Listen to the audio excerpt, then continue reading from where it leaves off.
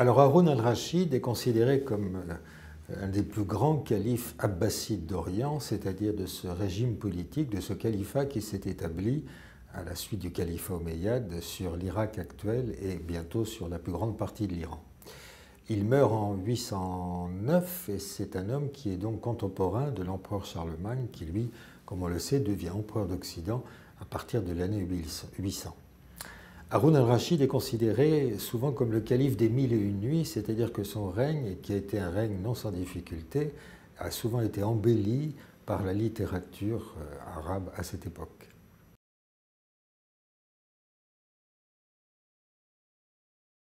Alors les relations qui ont été entretenues entre les Francs et les musulmans à l'époque de Charlemagne et de Haroun al-Rachid, c'est une question qui m'a longtemps intéressé. Ça a débuté en réalité bien avant le règne de Charlemagne, puisque c'est à partir de l'année 765, du temps de Pépin le Bref, le père de Charlemagne, que des relations sont nouées avec le calife al-Mansour,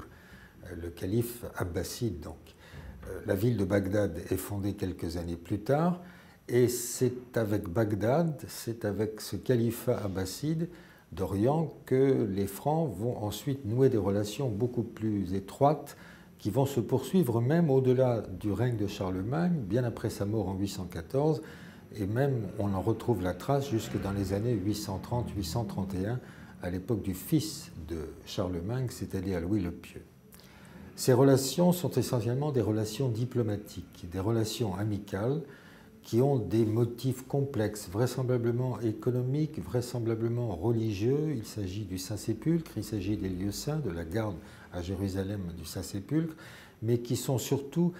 des ententes du point de vue militaire, puisque les Abbassides d'Orient et les Francs ont des intérêts qui sont communs. Ils ont tous les deux les mêmes ennemis. Les Omeyyades d'Al-Andalus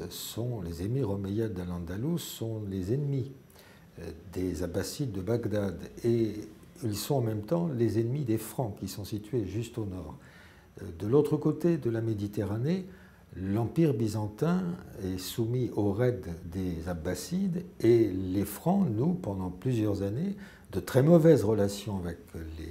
les Grecs, avec les Byzantins, au point qu'une guerre a lieu jusque dans les années 812, c'est-à-dire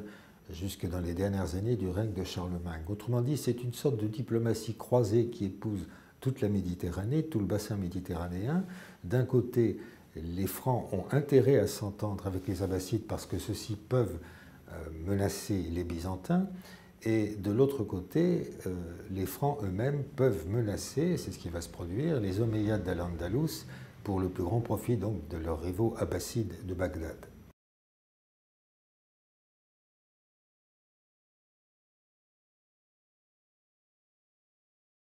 Depuis le milieu du 8e siècle, l'ensemble du monde arabo-musulman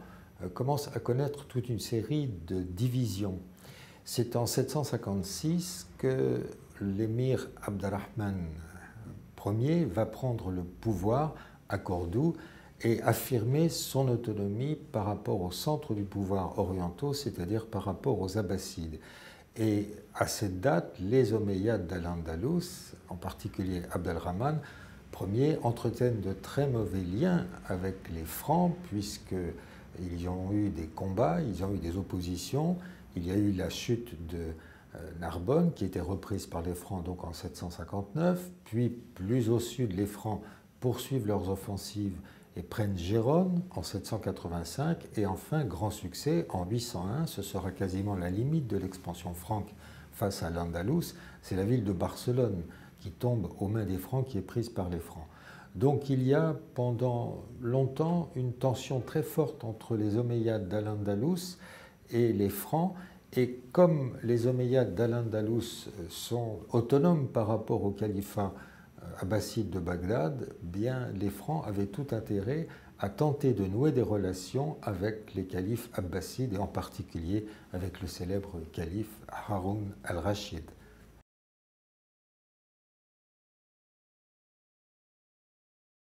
Alors le Saint-Sépulcre, bien évidemment, c'est le tombeau du Christ. Nous avons la trace d'une présence franque selon une tradition à Jérusalem. Selon une tradition répandue, c'est à cette époque-là que le calife Haroun al-Rachid aurait accordé à Charlemagne un droit de regard sur la Palestine, sur Jérusalem.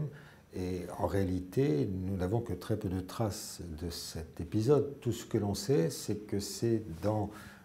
l'évolution ensuite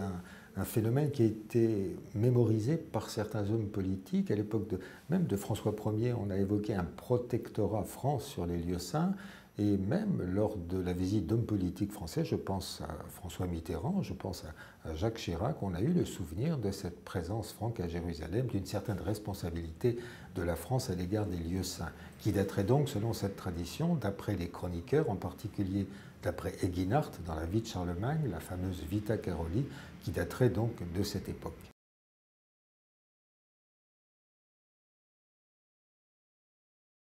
Oui, je crois donc qu'on n'insiste pas assez sur l'idée selon laquelle le premier contact qu'il y a eu entre l'Occident franc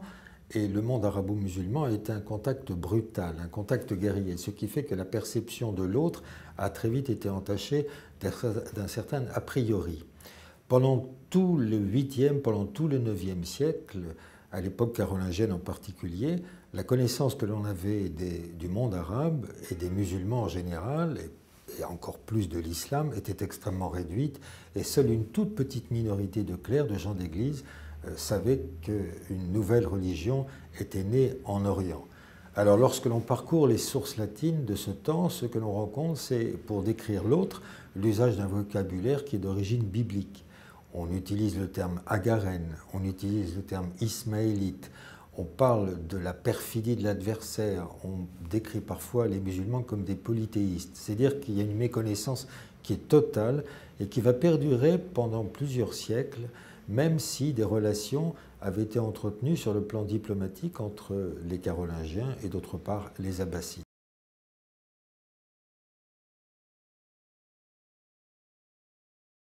Alors la chanson de Roland est une œuvre épique que l'on considère être de la fin du XIe siècle, qui existait probablement avant sous une forme orale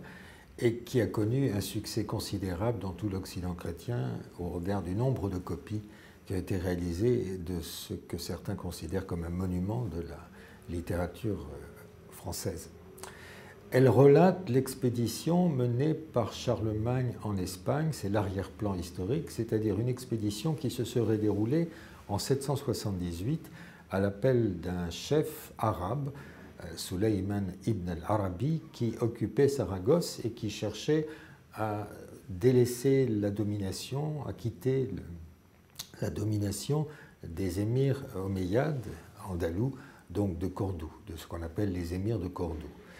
Et c'est une version qui est extrêmement intéressante, qui est éloignée de la réalité historique, pendant laquelle les musulmans, d'après la chanson de Roland, attaquent l'arrière-garde de Charlemagne et retournent dans les Pyrénées, et pendant cette attaque, meurt non seulement Olivier, mais le preux Roland. En réalité, c'est une œuvre qui est éloignée donc de la réalité historique. Ce ne sont pas les musulmans qui sont présents à Roncevaux, dans les Pyrénées occidentales, ce sont les Basques les Vascons contre lesquels Charlemagne a mené plusieurs opérations militaires. Mais il est vrai que la chanson de Roland n'est pas trop éloignée de la réalité en ce sens, puisque plusieurs otages avaient été pris par les troupes, plusieurs otages musulmans avaient été pris par Charlemagne en 778 et ramenés ensuite en Gaule.